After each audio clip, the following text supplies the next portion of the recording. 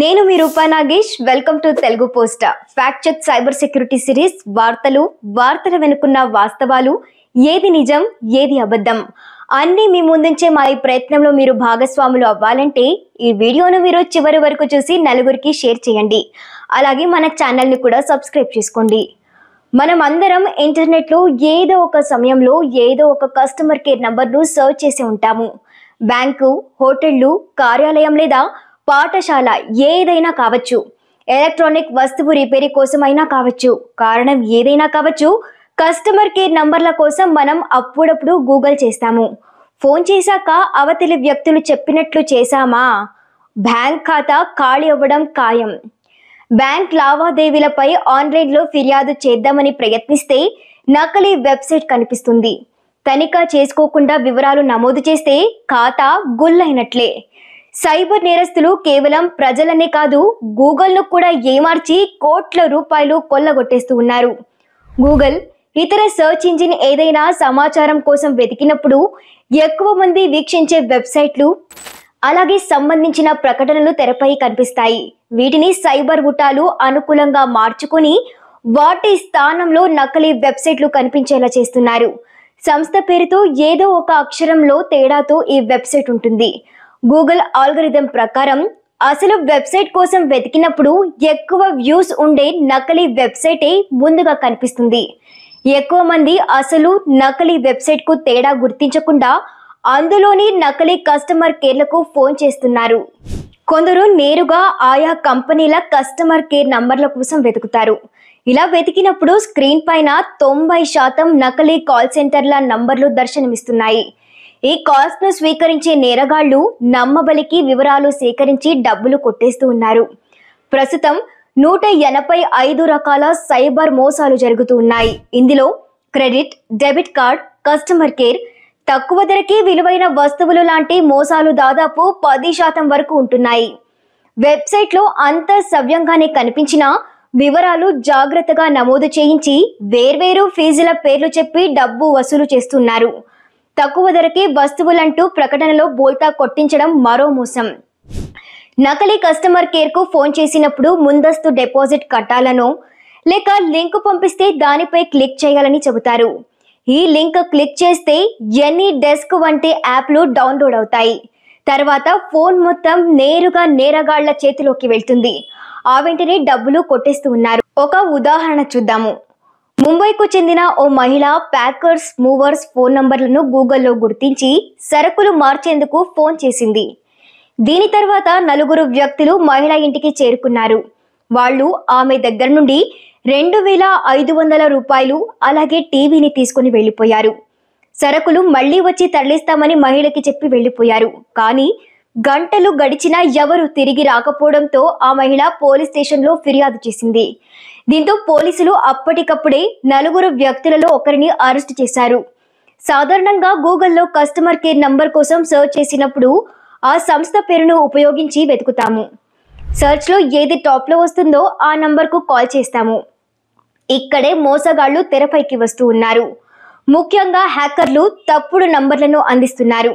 మీరు కాల్ చేసినప్పుడు అవతల వ్యక్తి కస్టమర్ కేర్ ఎగ్జిక్యూటివ్ తరహాలోనే మాట్లాడతారు.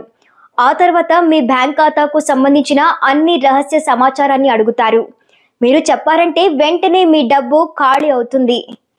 ప్రభుత్వ సంస్థలు లేదా ప్రైవేట్ కంపెనీలు మీ వ్యక్తిగత సమాచారాన్ని ఎప్పుడూ అడగరు. కాబట్టి ఎల్లప్పుడూ జాగ్రత్తగా ఉండండి.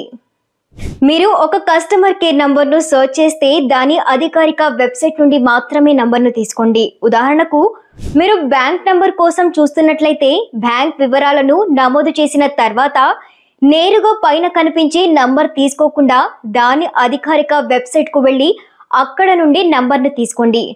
అలాగే ఫోన్లో వ్యక్తిగత సమాచారాన్ని అడిగితే అస్సలు చెప్పకండి.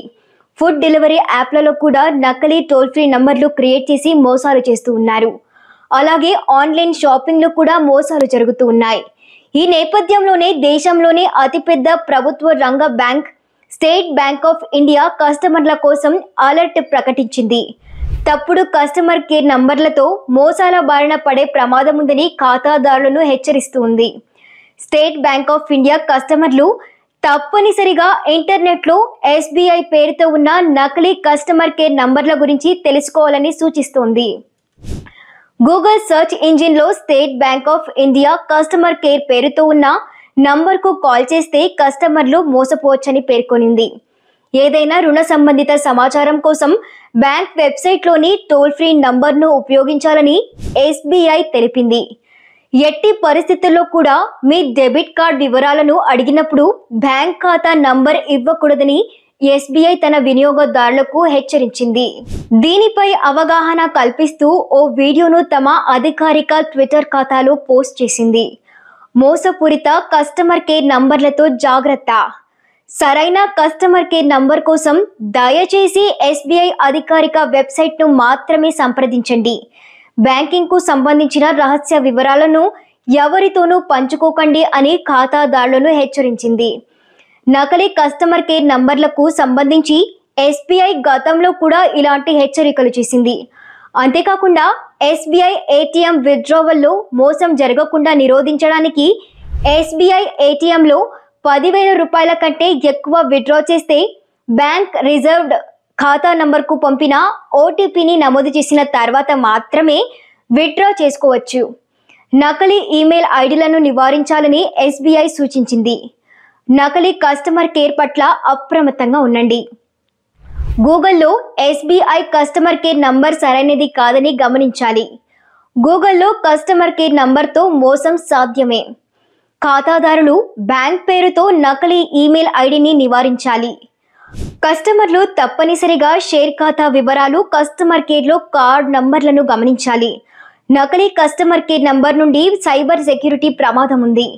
సైబర్ మోసం గురించి వెంటనే 155260 హెల్ప్ లైన్ నంబర్కు ఫిర్యాదు చేయాలి.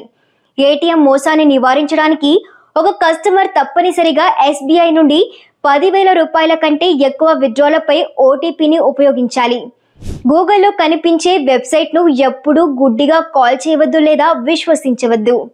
మీరు ఆన్లైన్లో కనుగొనే ఏదైనా నంబర్ లేదా ఈమెయిల్ను సంప్రదించడానికి ముందు ఎప్పుడూ కనీసం 2 సార్లు తనిఖీ చేయండి. నిజమైన కంపెనీలు లేదా బ్యాంకులు ఓటీపీ వంటి సున్నితమైన సమాచారాన్ని ఎన్నప్పుడూ అడగవు లేదా వారికి సహాయపడే యాప్ను డౌన్లోడ్ చేయమని ప్రజలను అభ్యర్థించవు. ఎవరైనా అలాంటి సమాచారాన్ని ఫోన్లో అడిగితే కాలర్ను బ్లాక్ చేసి అధికారులకు నివేదించండి. మీరు తెరిచే ఏవైనా ఫిషింగ్ లింక్ల పట్ల కూడా జాగ్రత్తగా ఉండండి.